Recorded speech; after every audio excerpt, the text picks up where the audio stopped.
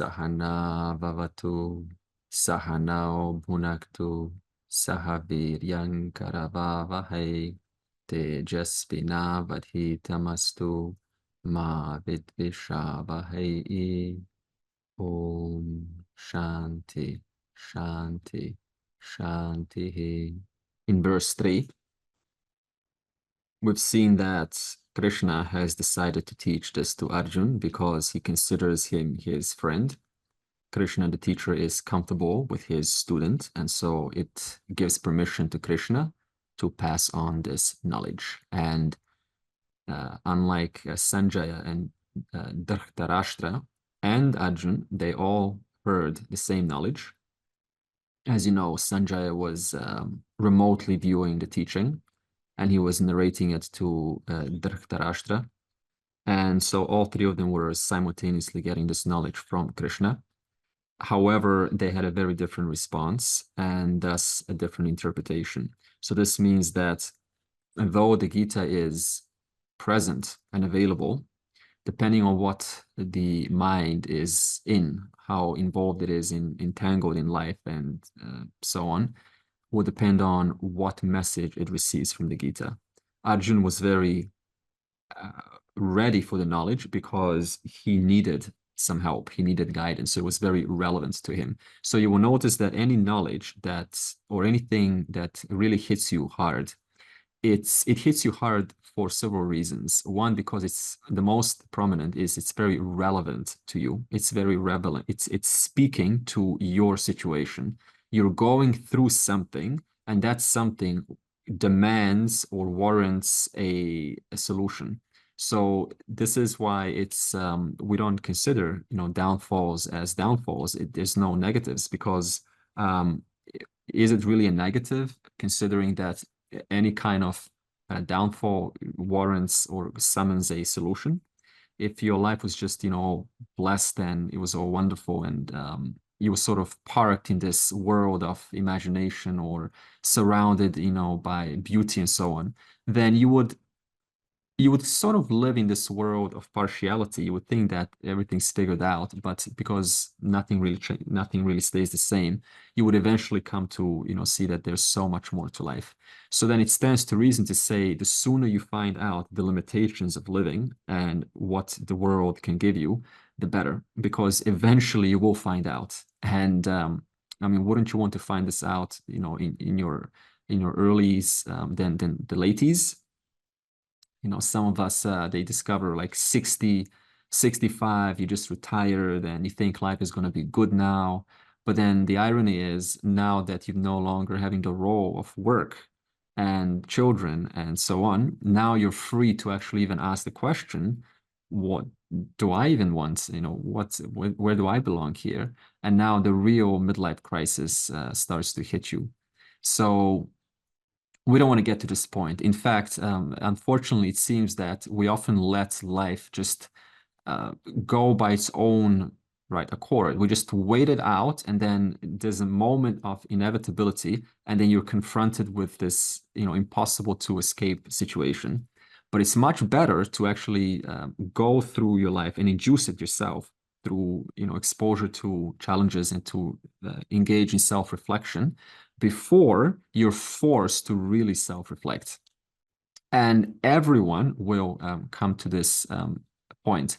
Now, depending on how much self-reflection you have done, depends on how much you're ready to interpret the Gita properly in line with what Krishna is talking about. So Arjun, he had so much more experience, you could say, and more punyam and more, life experience. So him listening or her listening to the Gita, owing to that experience and humility that you've developed, when you do receive these words, you will interpret them very differently than someone standing right next to you who equally claims they are, as people usually do, successful and bright and intelligent and so on and on.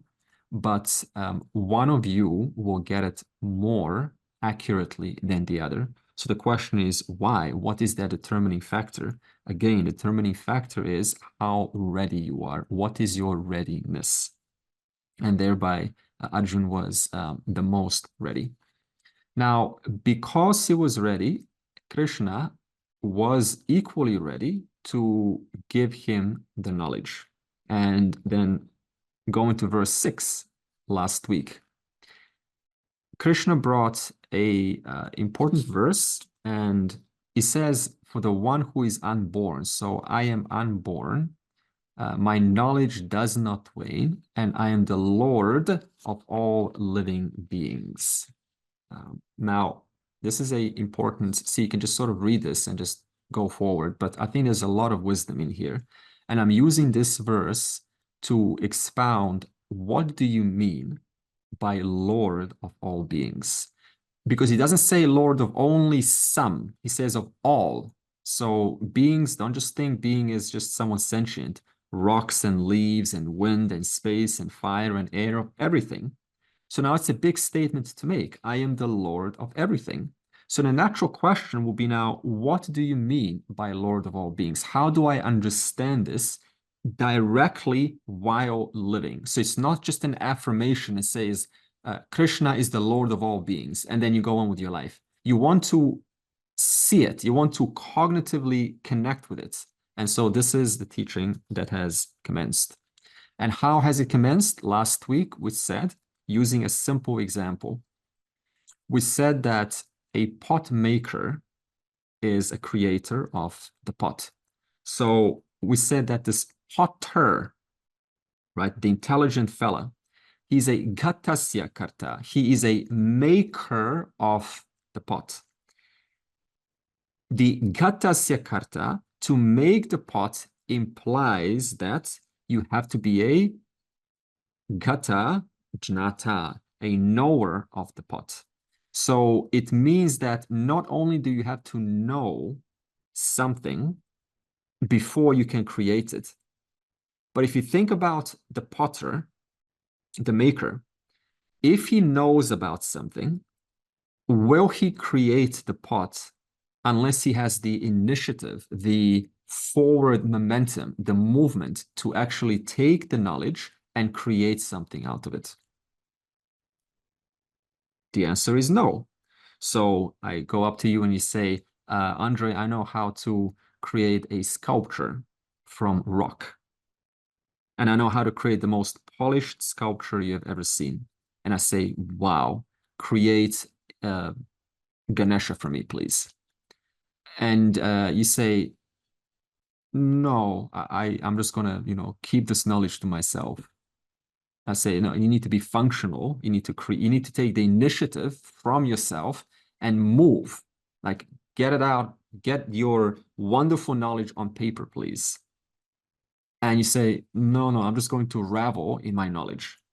So I'm going to walk away because you're not, number one, useful. And number two, you haven't proven that you really know until you create, until you take that Shakti, that force, that power out of you, and with it, take this knowledge of yours and make something of it, nothing happens.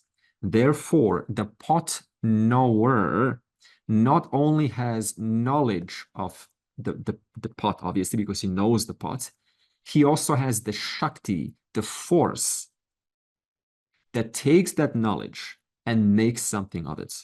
So what does this mean? If you look at anything in your room right now, look at an object, please. Whatever it is, a phone or your chandelier or a pet snake, if you've got one. And now you say, okay, so someone created that, right? Okay, so whoever created that knows how to create that, obviously. Okay. And they took the initiative to create that. That's why it's in your house right now. That's why it's serving a purpose. Okay.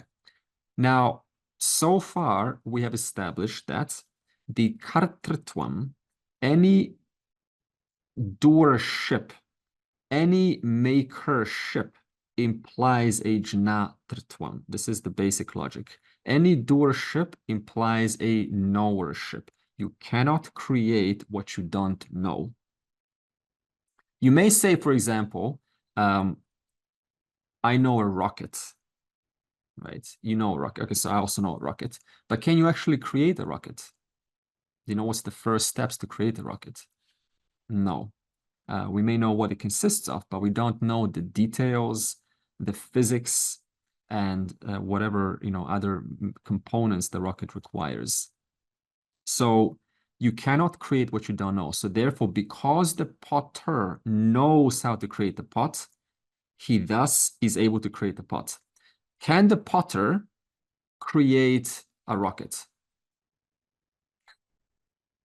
No, because his knowledge is limited to pot knowledge. It does not go outside pot knowledge. And therefore, you and I, we have different skills. Yeah, someone's a nurse, someone's a teacher, someone's a engineer, someone's a doctor, someone's an architect, someone's a plumber, and so on. Do I have your knowledge? No. Do you have my knowledge? No. So this means every one of us, though we know something, we don't know everything. And with that something that we do know, we're able then to take our Shakti and do something with it. And by doing something with it, we service each other's needs. This is how the world works. So how do you now apply this to Ishvara? Well, we know so far two things about to make a pot. You need the intelligence for the pot to be made, and you need the material for the pot to be made, the clay. Now, what about Ishvara? Well, just like the pot maker has knowledge of the pot and very good, techniques to hold the pot at the right strength, at the right angle, with the right density, with the right amount of pressure and the right speed to turn that clay as to sculpt it, and the right temperature to bake that clay. So he is quite knowledgeable, right? And he's got details about the pot. So like that, you need a knower of everything to create everything in order for everything to work with everything else. For instance, you never see something in this universe that is just sort of independent. It always requires the dependence of something else.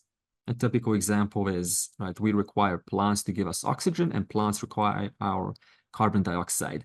So it means that if the creator has created the carbon dioxide, the oxygen, the lungs, the human beings, the plants, he naturally has to have knowledge. What is the relationship between all of them? Therefore, we say he is Sarvasya Karta, the creator of everything, has to thus have the knowledge of everything. That's why we call in typical language, he is the omniscient. He is the all-knowing and omnipotent, the all-powerful. Now, this all-knowing and all-powerful, this is more religious language. We use it as a sarva, sarvajna, all knowledge, and sarva shakti, all power. This is the Vedantic language, but it's more or less the same. So what we know so far is that to have the knowledge of everything, that makes you the maker of everything. So now you can say that Ishvara, which in English we use the word God or the Lord, is, you can say, the cosmic architect. Just like the potter is the architect, a brilliant architect of the clay pot or a sculpture or a nice garden. You still have to have techniques of gardening.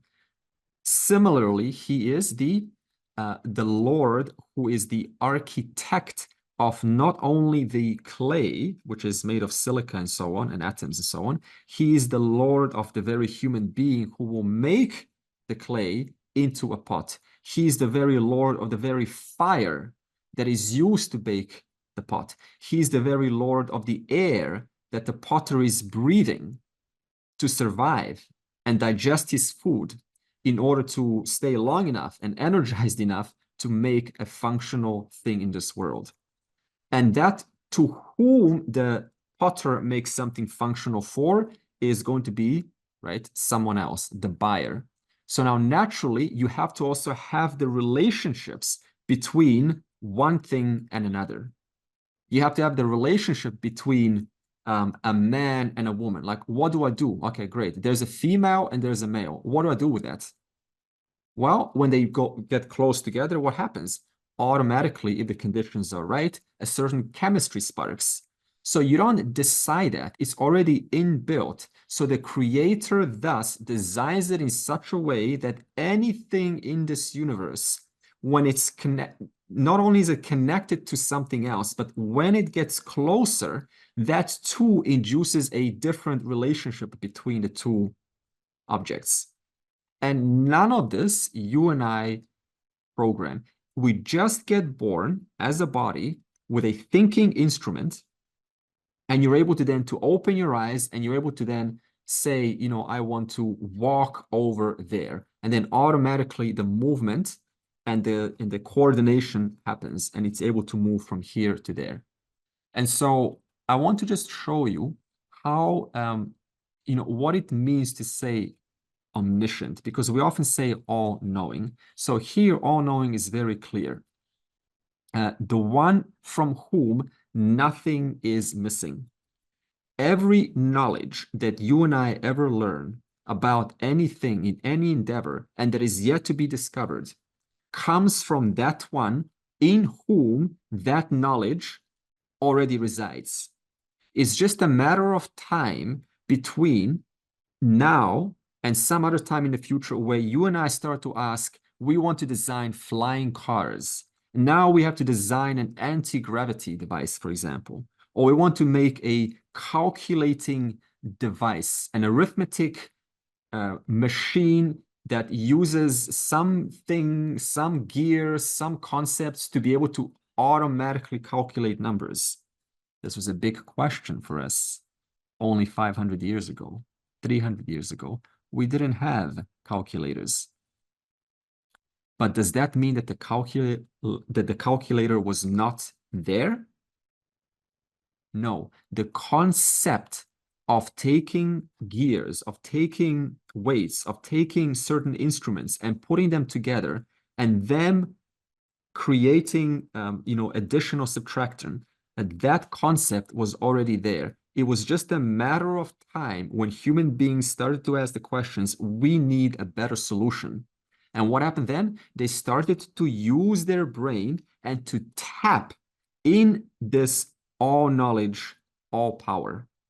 And when they tap into it, what happens? Then you start to create semiconductors and remote RC and ability to, you know, to negate the, you know, the pull of gravity and to launch a rocket into space, to create, you know, alternating current thanks to Nikola Tesla, DC by Thomas Edison. All these concepts were not there at some time. And when time came, when the circumstances came, what happened? That knowledge being parked in potential, the human being extracted it.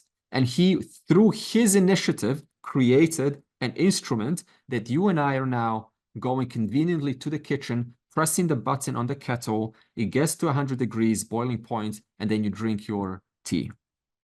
That instrument, that simple kettle instrument, is a design of how many people? People that we will never meet, people that no one's ever heard of. And yet the collaboration of humanity, tapping into all knowledge, through the questioning, through the requirements of a better solution, caused them to look deeper and say, we need some order here. We need to create pavements. We need to create concrete so that we can drive, we can get from point A to point B faster. All this was not there at some point, and yet here it is right now. Where was this all thus some time before? It was all in potential. So all that human beings ever do is just extract from this all knowledge principle, the Lord, and then we put it on paper, and then we create ourselves a world that we live in today. That is what all knowledge means. Now, not only does the Lord require knowledge, but also to create something, you need, in fact, to create anything, you need two principles. You need the maker, that's the nimitta karanam. Nimitta karanam, that's the maker. I'm going to say intelligence or intelligence, blueprint for how things are going to work. Okay, so that's to create anything, you need nimitta, you need the maker. Just like the pot, you also need the clay. So therefore, you need the materials. So the materials, you say, is upadana karanam. Upadana karanam. This is the material cause. This is the intelligent cause. And number two, the material cause. Okay. With the pot, you naturally gain the materials from somewhere else, somewhere that's away. So the pot maker is different from the material. Thus, he has to go and get the material. However, this logic does not work for the creator of everything. So why is this? Because if you have pre-existing materials, for example, the clay was a pre-existing material. Now, if you have pre-existing material that's just sort of parked, and the Lord requires that pre-existing material. When I say pre-existing material, I mean specifically time, space, and elements. That's what makes up the universe, time, space, and elements. So if time and space and elements were already just sort of parked somewhere over there and they existed, then it brings up the logical problem. Then if this Lord who created our universe didn't have the materials and he had to go somewhere, that's problem number one. Now, you don't have really space because you're borrowing space from that section over there, and yet you have to go over there in space and sort of borrow it. So that's the first problem. But if you have space, time, and objects and materials that's already existent, then the question is now, who created that? Because if this Lord doesn't have the materials and he has to go over there and borrow those materials, then a question then arises, then who or what entity created that material? And the answer would be the Lord. Okay, then if that Lord created that material, then why could this Lord not create the material? You see, so now you got another problem. The third problem is that where did that material come from? And then you say, well, that material was, obtained by the Lord. Okay, by what Lord? Well, certainly not by this one, because this Lord is borrowing that material. So some other Lord had to borrow that material. Well, from whom did he borrow that material? From another Lord. Okay, from where did that third Lord borrow his material? From the fourth Lord. So now how many gods do you have? So you go into what's called infinite regression. So no one's got the material. Where did you get it? Well, you just keep on borrowing from somebody else. So where's the final guy who's got it all? No one's got it all. We just keep on borrowing. So now you go into a very silly, sort of a childlike fun mode, but very irrational thinking. The other problem with thinking that the material is already out there is that it begs the question then, how, if there is one Lord over here and he only has the intelligence, and now he has to communicate and get the materials, with what are you going to communicate? Because just to communicate is material. To communicate is itself material, but you don't have the material. So how are you going to communicate? So what Adi Shankara says is that if you have two separate causes, the intelligent cause and the material cause, and they're two entirely different things, then logically coordination or communication between them is impossible because they're two entirely different things. Yeah. So the only logical possibility is that the materials already belongs to the Lord. The material comes from the Lord. So therefore, both the nimitta karanam and the upadana karanam, they're both one same cause. So now when we say God in English, or the Lord, or Ishvara, or Bhagavan, what are we talking about? The creator. But a little bit more specific based on what we said here. The material cause and intelligent cause of everything. Super simple. So the creator, who is himself or herself, no gender, the intelligent and the material cause of everything. Now, if you are the material cause of everything, then where are you? There's no place where you're not. Exactly. So now, if I want to look for the Lord somewhere, where do I find him? Everywhere.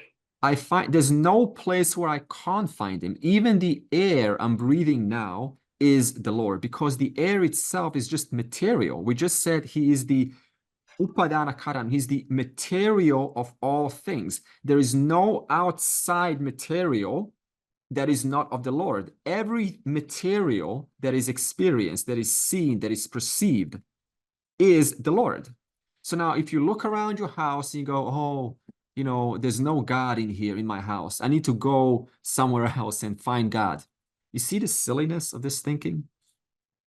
Therefore, in a sense, you kind of, you know, save yourself a lot of time chasing for this impossible to reach goal, because it's like I can never reach him because he's always one step ahead of me.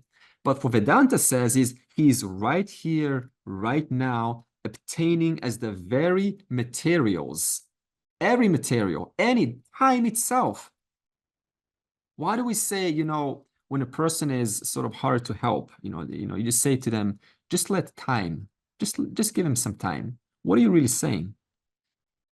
Just lend them some lordliness, because time itself is the Lord. Lord heals everything, shows what needs to be done and not done. Just let lordliness permeate through his life, which he is never apart from, and that alone will show him or her what truly needs to be done. And thus time heals everything. God heals everything. So now we have two examples in Vedanta to show us, to further this understanding of what it means to say the Lord is omniscient, which means he is all knowledge, and omnipotent, all power, but also all material. We have the spider analogy. And the reason why we use the spider analogy is just to show you that it is possible to have one entity, which is both the nimitta karanam and the upadana karanam. So the spider creates a geometrically shaped, structurally coherent, harmonious web with a certain function and a purpose. And that function and purpose is connected to the spider. So whatever the intention of the spider is, the web itself is to serve the spider. Now, I want to pause here. Don't now take this to Ishvara and think that Ishvara is some sadistic person who creates the world for his entertainment and eats popcorn and goes, oh, she's suffering, haha. Yeah, she's enjoying, he's enjoying. Oh, that's really great.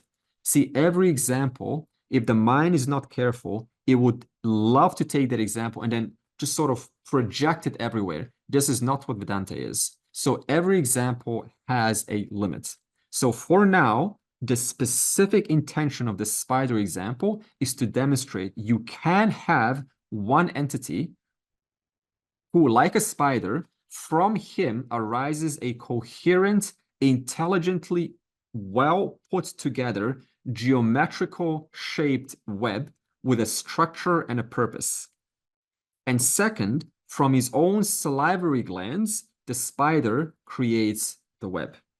So in this way, it just wants to show you like a silkworm. Silkworm is exactly the same. The silkworm from itself spins the silk, and from its salivary glands builds an oval shaped cocoon. not a triangle, not a square, but an oval shape. Why? Because it is a very strong and, it's a very kind of a smooth structure. When the rain falls, it's able to gently pass off. So it shows you that you can have one entity who is both the nimitta karanam and the upadana karanam. This is the only purpose of these examples. It is not now to go, oh, okay, so if now the spider, look at this, how the mind does this. It goes like this. Okay, so let's take the spider example. Why does the spider build a web? For its own selfish reasons, isn't it? Because it wants to eat, so it wants to catch prey. Okay, so number one, spider is selfish. Therefore, Ishvara is selfish. Okay. The spider, when it builds the web, can go and chill out on the tree. So now you've got creation is one thing, and the creator is another thing. Ah, great. So let's use the spider analogy to reinforce the point that there is a God hanging out somewhere over there, and he just sort of left us to this creation to figure it out for ourselves. The third limitation of the example is that the spider is not permeating the web, is not inside the web. Spider is one thing, the web is another thing. So now again, it gives an image in the mind. Ah, so the Lord is one thing and he's away from the creation. So that's why I say the spider is only for one reason, to demonstrate you can have an entity which is both a nimitta karanam and upadana karanam, full stop. You don't go further than that. The second example is one of a dream. And you have the capacity in yourself to manifest a well put together, a relatively functional, right, and well kind of run and ordered dream with certain theme, with a certain a certain kind of structure in the dream. It's not a blob of nothingness. There's a certain shape to the dream. There's a certain kind of a structure. The people stand on the ground. They don't just sort of float around randomly. Things are there, and then you're able to face the object and interface with that. That's a concept that comes out of your own intelligence. The concept of a subject and an object. The subject needs the object for its ends. That is a built-in intelligence in reference to the dream. So in reference to the dream, you become the creator in reference to your dream. Because the dream has no reality apart from you. Without you, the dream world, which is very convincing and sometimes beautiful and sometimes not so beautiful, and there is chaos and war and conflict. Despite the wars and the beauty, do you ever take on, or does the dream theme ever take on or become a statement about you, the creator? If the dream is filled with filth and dirt and wars, does that make any statement about you, its creator? Can the subject inside the dream look up and go, you know what, that damn creator, why did he create this? Like, how dare he puts this little place and I go hungry. Why could he just not make it so that I don't go hungry? Can you say that? No, because do you have any connection to the contents, to the theme of the dream? You don't, because you don't choose. You don't choose, and you don't like press buttons and you go like, haha, okay, that person's suffering. Let's amp up the suffering mode. All right, great. Now, this girl over there, let's give her a jolt of, something spicy, right? You don't do that. You're just relaxing as this being from whom the entire dream arises, without which the dream has no reality. It entirely depends upon you, and yet you have no real connection to the dream. So the dream thus takes on a status, what we call mithya. It is a dependent reality upon its creator, the satyam, the independent creator, who doesn't need the dream to be who they are. And yet the dream requires you to exist. It requires you, the conscious being, for every subject in the dream to be able to say, I am aware. Why is every subject in the dream saying, I am aware? Because of your awareness is pervading every single subject. So now every single subject goes, oh, I'm aware. I'm also aware. Oh, my awareness is different from yours. No, no, no, mine's different. No, mine's the same. Da, da, da, da. It just doesn't end. And yet from one being who is of the nature of consciousness, pervading every subject's mind, thus the mind becomes an awareful, conscious being who says, I am aware. And so the whole thing comes out of you. But then what about the materials? What about the actual person? Like we understand that the dream has a certain structure and a certain order to it and certain laws by which people are able to not be afraid to kill each other. They have a certain unspoken trust called dharma to get along and to build and to progress. That's the law called dharma. But then what about the dream mountains, the dream air, the dream space, the dream time? From whom is that coming from? Also you. One being who is both the nimitta karanam, the maker, the intelligent cause of the dream, but also from whose mind comes apparent materials. So in the dream, you say, wow, this is so real, I can't walk through a wall. And therefore, I'm going to not run into a wall because I will crash. And yet, there is no wall. There is no character. There is no dream. The whole thing is just you taking on different forms in the form of laws and in the form of characters and walls to create a seemingly realistic world. So this is the dream example. Again, see, what is the mind now going to do? Guaranteed. It goes, ah, I love this example. Or maybe you don't, it doesn't matter. Great. So now there is a being who is now sleeping, and I am that being. And I'm parked somewhere, and I'm now sleeping, and all this world is now inside like me. So this whole thing is a dream inside me. This is what the mind likes to do. So now it takes Ishvara as some being like Vishnu who's sleeping on the bed, right? Who's just resting, and he's now dreaming all of this. No, the dream example just wants to demonstrate that it is possible. It opens up a possibility to recognize it is possible that from one being, you can have that being can be both the efficient cause, that means the intelligent cause, and the material cause at the same time. That's the example of the dream. Full stop. Don't take it further. From whom is the dream coming from again? From your mind. From what is the dream materials made from again? From your mind. Okay. What happens to that mind during deep sleep? It resolves. And what resolves when the mind you can call is the power in you. We can call it the Maya from whom the dream arises. The Maya, which is both the intelligent and the maker, the materials from whom the world arises. What happens to that mind, that power of yours during deep sleep?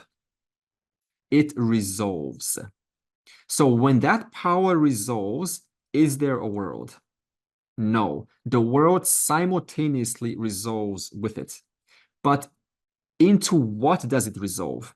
It has to resolve into something, because the mind is going to again, all that knowledge is going to then again project itself into another dream world. And then again, dream time, dream space, and dream characters is going to arise. So what does this mean? It wants to show you that you can exist without your power, and yet your power cannot exist, cannot do what it does without your presence. So in that same way, we use this example to show that though this power is incredible, Ishvara's power is incredible, which is both the material and the efficient cause, though it is amazing, it still requires a substratum. It still requires a conscious self in whom this power arises. So we say in Vedanta, Ishvara is not the final reality. This is still duality. There is more. Ishvara is still a dependent reality, just like that power. The material cause and the intelligent cause is still dependent upon whom? You, the conscious being. Okay. Now, what this conscious being, what is the nature of this conscious self, this Atman, this Brahman? We will see that next. Before I get there, here's another question, important one. So when we talk about the material of the pot, we say it is clay. Okay. So now the nature of that, the nature of the pot is, right, the clay. But then what is the nature of the material of Ishvara? You can't say it's clay. Because if Ishvara had one particular material from whom it makes the universe, then everything would be one material. Everything would be clay now. Or if Ishvara made everything out of rock, everything would be rock. But your skin is clearly not rock. So now you cannot apply the same example and say that Ishvara only has one material, because if it had one material, what would be the problem with that? It would limit what kind of a world you can build. So thus we say in Vedanta, what is the nature of the material from which Ishvara builds everything? And the nature of that material is intelligence, or another name for intelligence is knowledge and power. So I'm going to put that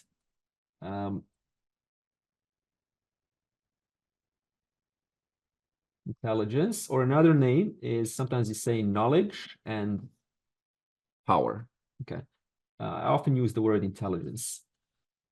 Now, there's one more thing about the spider, and I'm going to bring it into Ishvara. When the spider creates the web, does the spider become someone else? No, the spider remains the spider. So this remaining as it is, we call pravaha nityatvam. Okay. So now let me bring the same teaching into Ishvara. So now that we know that the material of Ishvara is ultimately intelligence, and how can you demonstrate this? Through a dream. In your dream, what is the nature of that material? It is intelligence of your mind. So the intelligence of the concepts, it's amazing. Concepts of your mind create solid objects. This intelligence, which is the nature of Ishvara, because we also said that the material is also intelligence. So ultimately, Ishvara in one word is what? Intelligence. That's it. You want to know what God is, Lord is, in one word, intelligence. Now, we said last week that this intelligence, the term we use for Ishvara is pravaha nityatvam. And this is another important concept to understand about pravaha nityatvam. Okay, pravaha means flowing. Flowing, and nityatvam, eternally. So there is a flow. If there is a flow, it's moving, yeah? So if you take, for example, binary digits, zeros and ones always remain zeros and ones. No matter how you reshuffle them, you can reshuffle them in whatever combination. And when they get reshuffled, the stuff on the screen that you see, what is all of that stuff ultimately made of? It's just a bunch of zeros and ones. So now, it's very interesting. You can spend your whole life in front of a computer on a TV screen, entertaining yourself with endless Facebook posts and social media and pictures and videos and drama and movies, and all these emotions will be evoked by what you watch, and it will be one big show, and you can buy a big screen and try to make your experience even better, right? Or cinema with great speakers. But all you are ever seeing on that screen is just rearrangement of zeros and ones. That's it. Endless combinations. So like this, we say that Ishvara, this intelligence, is pravaha nityatvam. It always remains intelligence. Though it always remains intelligence, it keeps on endlessly reorganizing and reshuffling itself to accommodate the world, to accommodate the changes of the world. Like when I drop this pen right now, what's happening to the intelligence?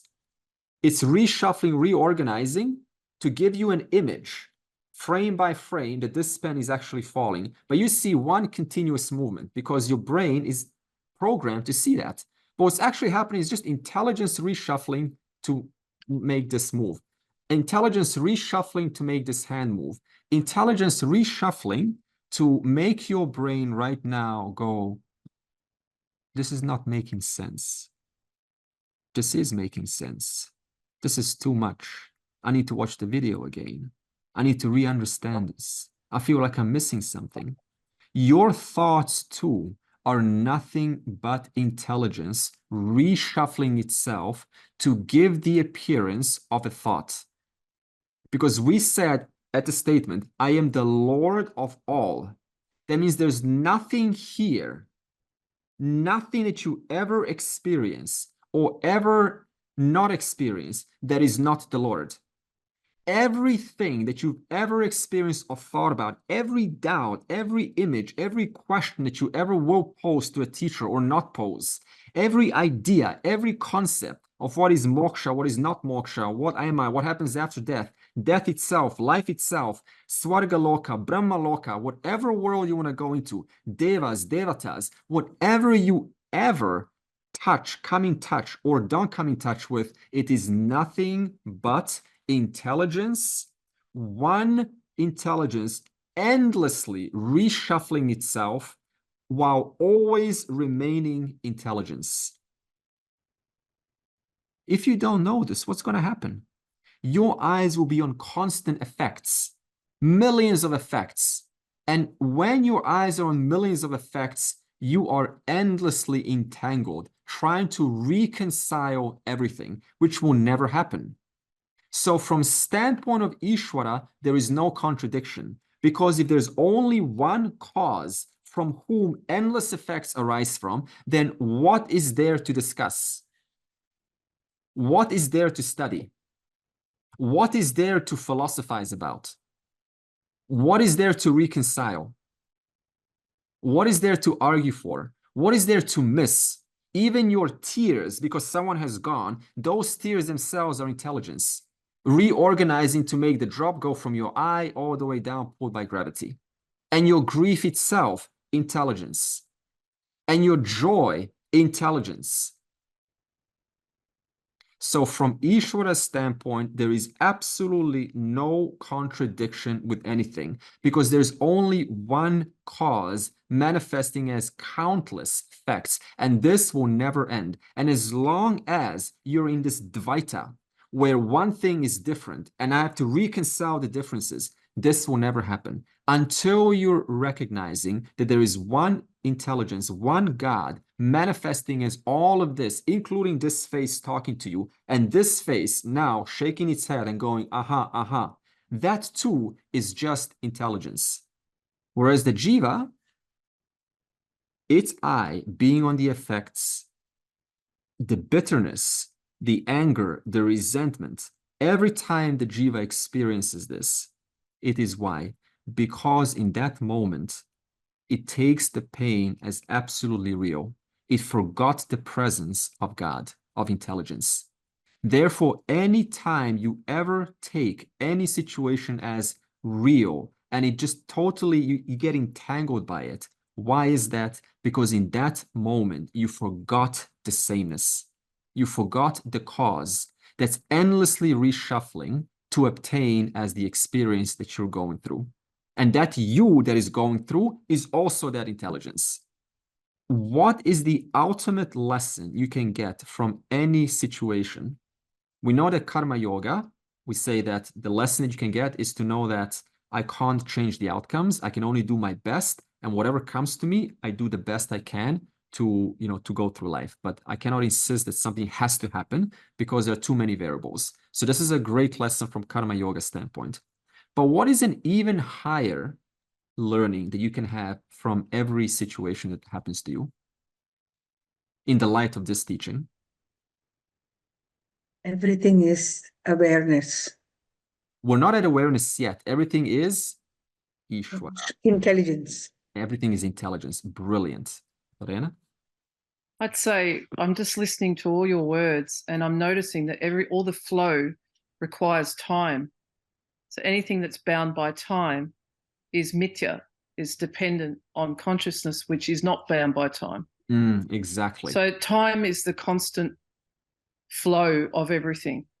And everything that's changing, everything that's arises, seemingly stable and then diminishes, is all in that flow of time.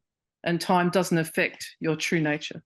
Exactly. Brilliant. So what Lena is saying is she's noticing that we just called pravaha nityatvam an eternal flow. And what is eternally flowing?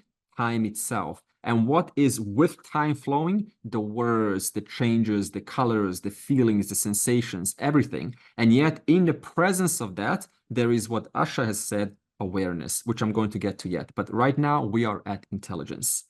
Good. Now, one more thing about intelligence is that does it now mean that the only thing that intelligence is what is manifest right now? No. Ishvara, don't think of Ishvara, important, as only what is manifest right now. Ishvara specifically means what is both manifest or manifesting right now and what is yet to manifest in 5 minutes from now or 10 seconds from now. Otherwise, if you just look around and go, oh, look, this is Ishvara, that's wrong. You're limiting Ishvara. Your vision of Ishvara is not keeping with what Ishvara is.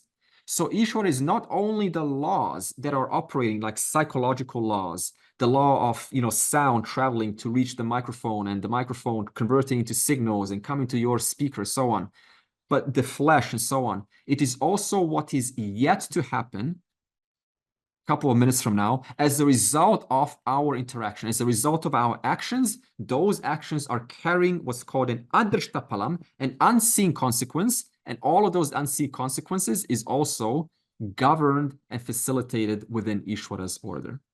And everything that has happened is also Ishvara's order, within Ishvara's order, which is why we are experiencing this moment now, because of everything that has already been done by people just like you and I. So if someone like you and I has designed atomic bombs, then we are now going to talk about atomic bombs. And we say atomic bomb, Hiroshima, etc., etc. Why? Because that was already designed by someone else. And why did they design it? Because there were people who were mathematicians, who extracted this amazing knowledge from all knowledge, all power, asked the question, how can we create a destructive device? So now let's tap into that. Let's use physics and all the mathematics that we've got, and let's design something.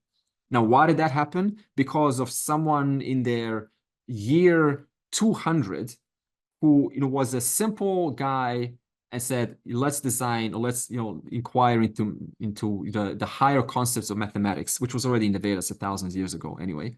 But so it's a carryover. So everything that you and I are experiencing today is nothing but intelligence, which has reshuffled itself in the light of what has already reshuffled many, many, many generations ago. Hi, Andre. I think my question is probably a bit broader and maybe something that most seekers ask at some point. But if one understands that ultimately everything is just intelligence reshuffling itself, then you come to this question, then what's the point? If you can accept that everything is just this dream, and therefore you're not disturbed by any of these ups and downs, then why can't I just die? Why can't I just why am I still here? Do I just have to live out karmically all the ripple effects of past things? Yeah. There's two answers. Why all of this? It's just intelligence reshuffling, because that's the setup. That's how it's always been. So asking the word why is not really going to have any benefit, because that's how the design is. That's why we say Ishvara is this creative force. It's just the most creative force there is. And this is what its creativity has designed. A world of laws and orders, of love, of magic, of drama. You know, it's a real roller coaster, right? And so you enjoy it while you enjoy it. So the first answer and the most satisfactory answer you will ever get from any other possible answer is because this is how things are. See, I can ask the question like this: why could we have not just remained Brahman? Just remain in our eternal peace. Everything is complete, whole and complete, and we don't have to go through this jumping on rungs of the ladder, falling up, going up, in just whole drama, getting rejected left and right, having your teeth drilled, you know, having sore tooth, going to the dentist, getting sick, having to go penicillin, getting some tea, getting hungry, having to go, you know, work and find a job, get fired, like this nonsense, because that is how the setup is. And so that's the most satisfactory answer. The second answer is, even if you realize this, you will still want to live. So even as a wise person, the question is, why doesn't a wise person just sort of commit suicide? The reason is, let me ask you a question so you can answer. What is it that makes you want to live one more day? Even if you say, oh, you know, I'm tired of this life, I don't want to live anymore, you still live. Why is it? What is this force that makes you want to live one more day? That in the Veda is called prarabdha. That is the pool of unfinished business. Until you finish your business that is assigned for this life, you would want to live one more day. This is why people can be struggling and in great pain, and they don't want to end their life. There's a certain value for life. What is that value for life? That is what we call the push of your prarabdha. Like, one more day, buddy, you got to live it out to sort unfinished business. When that unfinished business, you finally come and you say, I'm coming to finish my business. And I sometimes hear people in their 80s, they literally tell me, you know, my account is starting to close. I can feel it. It's slowly, slowly coming to an end. And within a year or two, sometimes 5 years, they die. So there's something about you, in you, that recognizes that your account is slowly, slowly emptying out. You can get a little bit of this glimpse of this account through Vedic astrology. And you will get a glimpse how long you will live as a body, what is yet to come, and a little bit about your life. And it can be very reassuring to get some of this information. So you can get some reassurance through Vedic astrology to see how much more business you have to finish. So two answers. One, because that's the setup. So you can't really change the setup, because a setup is a setup. You and I don't dictate the terms, just like a game designer. The game designer builds the game according to his vast knowledge. And the characters in the game have no choice but to pass levels. And to pass levels, you have to do what? You have to do according to the game design. If you cheat, what happens? There's a certain monster who eats you up. That's called papam. So this means that as a designer of this game-like reality, that's why I call it lila, like a game, you have no choice but to align yourself to the laws and orders. That's why we have dharma, to know what is the right way to live. And when you do that, then you find your life just flowing so much easier, so much better. And you say, I'm so lucky. But you're not lucky. You're just taking initiative, hard initiative, every single day to align yourself to the designer's laws. And the second answer is because of your prarabdha karma. That's the push that wants to make you live one more day. And also, if the wise person committed suicide, then would we ever have teachers? No. You see? So this is also built into the system.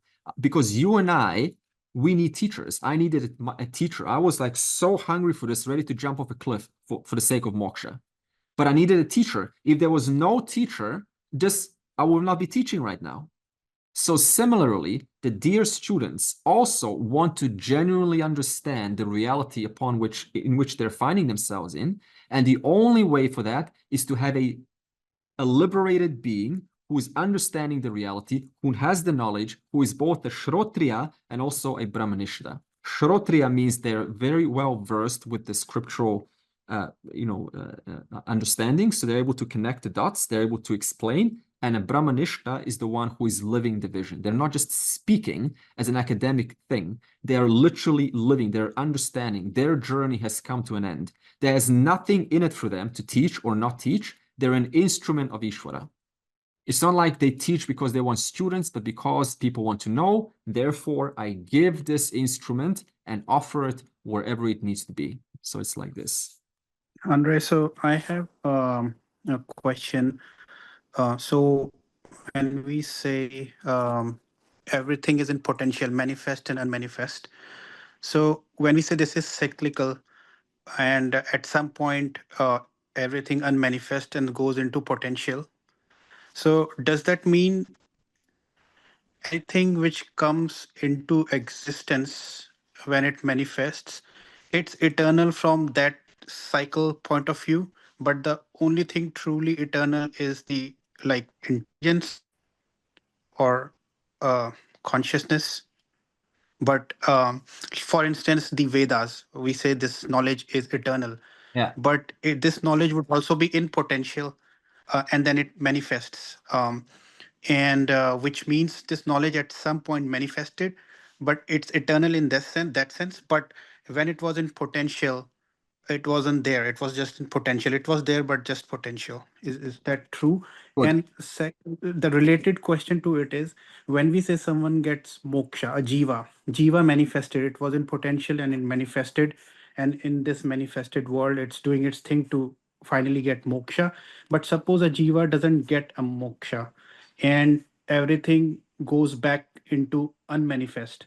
Yeah. So and that jiva doesn't got any moksha. So does that mean same jiva went into potential and then same jiva comes back in the next cycle as manifest? Exactly, 100% correct. So if you don't get moksha, then it's just like going to sleep. In sleep, you're still there, but you're resolved, you're in potential. So the whole pralayam, the mahapralayam, the macrocosmic, when time and space resolves back into nothingness, it's exactly the same, just like going to sleep just for a couple of trillions of years.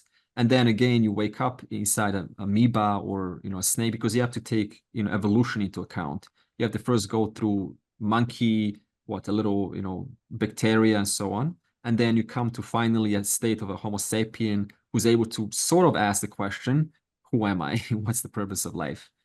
So you have to, that's your punishment for not gaining moksha. You will be a monkey, you will be a dinosaur, you will be you will be walked upon, you will be eaten. So when you kind of finally say, okay, this is wonderful, but it's time to, stop this, then you pursue moksha. And the first question is, yes, so every knowledge is, because see, Ishvara is pravaha nityatvam. This is the important word. Whether it is unmanifest or manifest, it is still nityatvam, it's still eternal. So this means whether the Vedas is manifest right now as it is, or whether it is yet to be manifest, that's called, 500,000 years ago, there was no Vedas, right? It was in potential. But since how long has it been there? Nityatvam, eternally there. That's why, just like I said, when we have a certain need for a solution, collectively, we come and state the questions, we pose the right questions, and those questions instigate the right kind of possibilities, the right kind of actions to get the knowledge. You can't build something until you ask the question. You can't build electricity until you ask the question, can we have light like the sun? You can't have Vedas until you ask the question, what's the point of life? Once you ask, what's the point of life? Why all this? What's the final ending? Is there more to life? That brings associated questions from other minds, and then you start to build more and more and more what's called a system, a pramana, that starts to make more and more sense. A simple example of this is science. Science is a pramana, it's a means of knowledge. Science is a collection of how many minds that came together to create something that we're using as a benefit. Hundreds upon hundreds of minds come together to form science pramana. Vedas is just like this. Minds come together and they ask questions and they say, no, this doesn't feel right. This is not true. We can't have two-ness here. And so they start to ask different kind of questions. Like what is this constancy? What about consciousness? Oh, okay. So now let's talk about consciousness. And so they ask questions, masterminds, you know, the power of masterminds. When minds come together and they collectively ask the questions, you have an explosion of ideas. The Renaissance, for example, was like this. The Enlightenment age was like this. When minds come together like this at a satsang, you simply have a much more powerful ability to extract from this potential than if you are by yourself. This is why classes or togetherness is very important.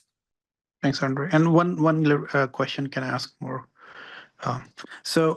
Also when we say moksha and we talk about eternal bliss, um, and we use that term quite often, but aren't we just talking it from the perspective of jiva? So once you get moksha, jiva is no more there. Jiva is gone, and when we say you just you recognize your true self, and whenever we're using these words, but these are all from the perspective of jiva. But once jiva is gone, there is what is always there. I mean, nothing, like, even to use the word bliss doesn't make sense in that state, because that's from the perspective of jiva, mind, and consciousness. But once the jiva is resolved, it has got moksha, then jiva is gone, and this natural state or consciousness, it's just stays there. So why do we use that word, like eternal bliss? Because for consciousness it would just be there, nothing would change on it, right?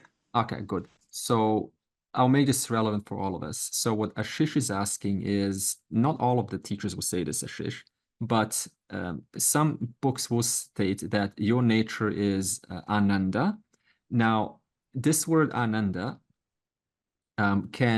is often initially, that's the word, initially presented as bliss or happiness. Because how can I sell you this vision if I just said a very cognitive, a very dry word, and I say you are non-dual, you are limitless? Does an ordinary seeker's mind relate to this? You are non-dual. What is this? It's cognitive, useless word, limitless.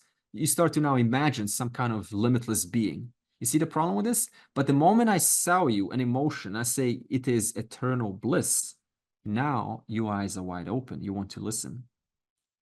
That's the first reason. A beginner seeker has to have a vision sold in a way that is attractive. If you tell them these words, which only come much later, when the mind matures up, only then you start to remove these words like bliss. Because if the nature of consciousness was bliss and everything is consciousness, then that would mean that everything and everyone would be blissful all the time. But we're 99% not blissful. Even a wise person is not, with a big grin on their face. Okay, so now you subtract those initial words, which initially I used to hook you in. Now I subtract them and I start to give you the real definitions that Ananda is a nature of fullness. That which is fullness, you cannot attribute any word to it because it is free of all limitations. It is not bound by any one experience. It is just full, limitless of itself. It's the only principle that is. So I say that only much later. Now you're like, okay, so this means that a wise person, they are ananda. What does this mean? It doesn't mean they're happy. It means they recognize their nature, who is free of this body, of this mind, of these thoughts, of this world. It has no impact on me whatsoever. Just like the dream, Ashish, the dream character who's enlightened in the dream, whatever happens to that character in the dream has no consequence on the one conscious being from whom the entire world and characters are projected from. So, summary, the progression of words changes according to the stage of the teaching.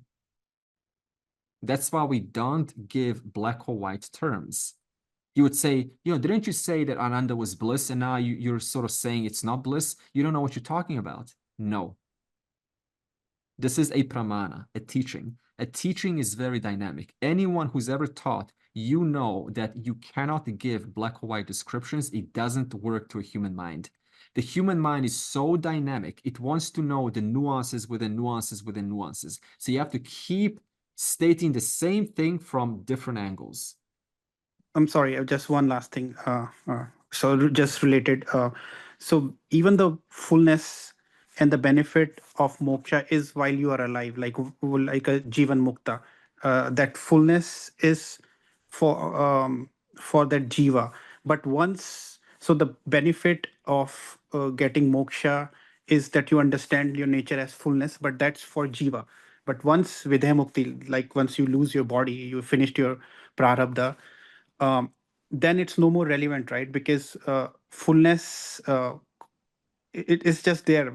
I'm just not able to explain it. I mean, there is no benefit to that. Jiva is gone. It has achieved what it needed to, and while it achieved moksha and was still continuing to exhaust its prarabdha, that fullness, he understands and enjoys its benefits, that jiva. But once it's gone, the body is gone, or the subtle body or jiva state is gone. It loses its state of jiva. Then, if for consciousness or that one non-dual reality, fullness really is doesn't mean anything, right? For that is just there. I mean, it has nothing to do with whether it's fullness. It doesn't care about what it is. It's just there, what it is. It's just there because it's the only thing, the only reality that is. By the way, I like what Ashish is doing. He is really explaining and he's showing how much he understands. This is brilliant. And I want to first appreciate you for doing that. You're always full. Always full. Even now. You just think you're not. Moksha is just removing the notion that you are not whole, full, and complete. You were always whole, full, and complete. Why? Because there's only one reality, Brahman. I'm yet to get to Brahman, by the way. So we're going a little bit ahead of ourselves. And this one reality, we said last week, has the power to manifest a world. Okay? And this world, along with it, comes characters. So this means the world and the characters are nothing but this one reality, Brahman. However, one of those characters was Ashish. And Ashish, for the longest amount of time, indulged in various things, as has Andre, and never asked the question more than just, how can I indulge more? How can I get my senses satisfied? So there's one life when Ashish finally asks the question and says, what am I really, like this I? What does it mean to exist? That one life, you get connected to the Guru. And the Guru simply says to you, you see, Ashish, you were always this one reality called Brahman. You just never knew it. And now I'm going to show you that you are that. And how do I show you that? I do that through negating things that you identify with. You identify with your thoughts. And I say to you, anything that's changing, like this conversation or even the question that you just posed to me, it's just changing. It's just a series of this intelligence reshuffling itself. That's all that's happening now. Intelligence reshuffling itself. And so you go, okay, so, anything that's changing, like my thoughts, my doubts, my questions, all this is just an eternal reshufflement of intelligence. But there's through and through all of that, every moment of reshufflement of intelligence, there is one constancy. And that constancy is the real you. That constancy is consciousness or awareness. And as you start to listen to the Guru, you start to think about this more and more, and you recognize that awareness I already am now. It's not like it's an away thing for me. I'm already enjoying it as myself. You know, it's evident. So I can't be enjoying it as another thing upon me. It is already here. I'm already fully aware. So I'm not missing out on the final reality. And then you ask the Guru and you say, but then why do I still have a body? You say, well, because your body is still governed by Ishvara's laws. The only difference now is you no longer think that body you are in, you are that body. That's the only difference. That body called a shish, or your body called your name, it was an eternal projection of Ishvara's order. It was just a projection, like the projector shining random characters on the wall, on the substratum. The wall always remains the wall, clear, pure, untouched, and constantly this little projector is shining a shish, shining Andre, shining the world, shining people, shining insects, and they're all just moving images on this wall. And so when that one character who's being shunned on that wall, it's called a shish, recognizes, so I'm not this moving character, this arrangement of intelligence. I'm not that. I am the presence, the unmoving, unchanging, ever still, ever true, ever available, non-negatable, unverbalized presence called awareness. And that awareness is always evident to me. So that's why I am. But still, in spite of knowing that now, there is still a character called a shish, only known to be a fictional character now, no longer I. Just a fictional character. So now what happens is, because there is a fictional character, you do not experience yourself, even though you are, as all-pervasive. This is a mistake we make in moksha. We think that moksha means now, I'm going to now experience myself as all-pervasive. No. As far as experience of all-pervasiveness is concerned, that is only true once you drop this body. And that's called videha mukti. So this means the wise person can only appreciate their fullness cognitively, because what they appreciate is not false. It is keeping true with what is. The character on the wall that's appreciating their fullness is not appreciating the character moving when they say fullness. It's appreciating the all-pervading consciousness. Now, one day when that body drops, now that upadhi is no longer as though limiting me, the all-pervasive being. So for now, even when you are fully clear of who you are, of your nature as Brahman, there is still an experience of limitation. And that limitation is there. Why? Because of the body called a shish still being alive. And that body will have to one day drop. And when it drops, now I am officially free. I was always free. I was even free while I attained moksha, but there was still that upadhi.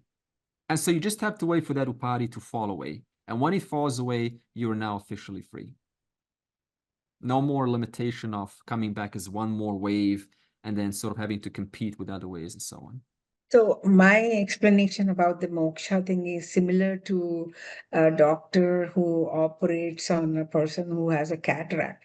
He didn't do anything with the vision. He just removed something that was obstructing vision. So similarly, we are already full and complete. What we don't know about that completeness when we remove is what is my understanding of moksha. Am I correct? Good. And I'll put that in another way. See, when we say moksha, you're not gaining anything new.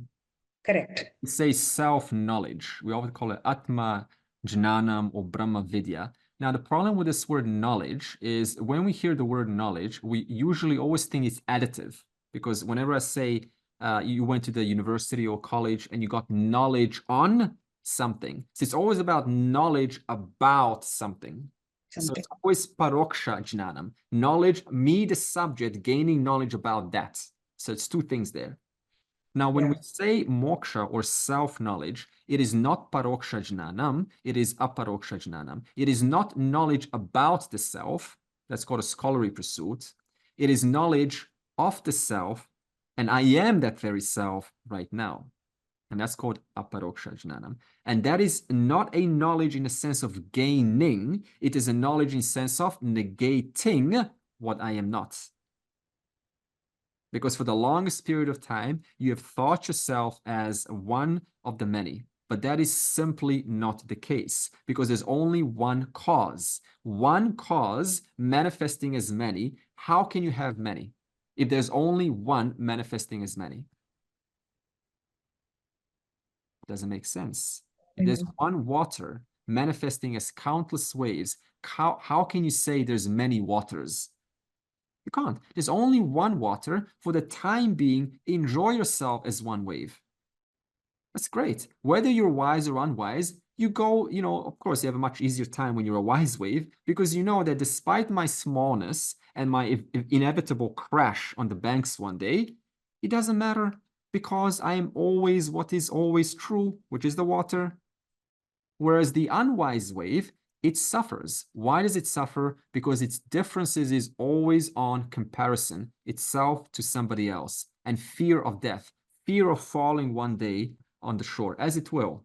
And because it looked at itself as one of the many, it's going to continue its life like that, next life round. Whereas the wise wave, the moment it recognizes my truth is not this wave, it is the water, in that instant, that's called moksha, in that instant, when that wave falls, the recognizer of that truth no more gets a new wave-ish body.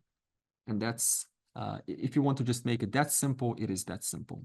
That's what I was going to say, Andre. Like, while the causal body of the jiva is intact, it will continue to come forth with arising with new forms, because it doesn't understand that true nature, which has nothing to do with the karma. Yeah, exactly. So it still rises because it wants to answer the question, what's my true nature? Still got unanswered questions all the time. That desire to understand and know, and it, it's driving the creation, the jiva to be created again and again. Because until it can solve that question. Yeah. So what Lorena, very simple, is saying is that why do you come back? You come back because you see yourself as one of the many, and that's so that ignorance causes me. That's called causal body. The ignorance causes me to see myself as one of the many. Therefore, that's exactly how I exist, as one of the many. Okay, let me put this into structure and then we will close. So far, we have answered from verse 6, the first line. Being unborn, whose knowledge does not wane, I am the Lord of all living beings. I hope this makes sense a little bit now. What this Ishvara is. What is the nature of Ishvara? Now, the next second line, it would state that wielding my own prakriti, that means wielding my knowledge and power, that's what prakriti is. Wielding my own prakriti or knowledge and power, I come into being by my own power. Okay. So the question is now, how can an all-pervasive being, because he said he's the Lord of all beings, how can that all-pervasive being come into being if he's already everywhere? How can he be born? Because that's what Krishna is saying. I am born. On one hand, I'm saying I'm the Lord of all beings, but now he's saying I am born. So to understand this, we have to see from what order of reality is Krishna speaking of. And we will examine 3 orders of reality next week, which is Paramartika. That's the Brahman order of reality. That's the final truth. Vyavaharika. That's the empirical world. That's time, space, and objects. That's what we all experience. The publicly shared world is the Vyavaharika and Pratibhasika. Pratibhasika is your own notions, your own ideas that are not collectively shared. They only belong to one mind. So now when we understand these three realities, we will see from what standpoint is Krishna talking about. I will also talk about, instead of using Sat Chit Ananda, I will use a different definition, which is Satyam Jnanam Anantam. And we will see this word Jnanam. Sometimes we confuse it with knowledge. However, it's got a different context. It doesn't mean knowledge as in all knowledge or power. It's got a different context. It just means pure consciousness. So this we will see in detail next week. And then we will talk about why is an avatara born? And most important question is, we will see that Krishna, he's not born from past causes. So technically his life should be very smooth. And yet his life was not smooth. He was challenged, he was disliked, he was attacked, he was as confronted as anyone else. How can someone be treated like this if they come from an immaculate conception without any past causes? We will see this also. And this will perhaps give you some relief that if Krishna can be treated like this, then what to say about you and I? Purnamadav, Purnamidam, Purnat, Purnamudachyate, Purnasya, Purnamadaya, Purnam Eva Avashishyate. Om Shanti, Shanti, Shanti.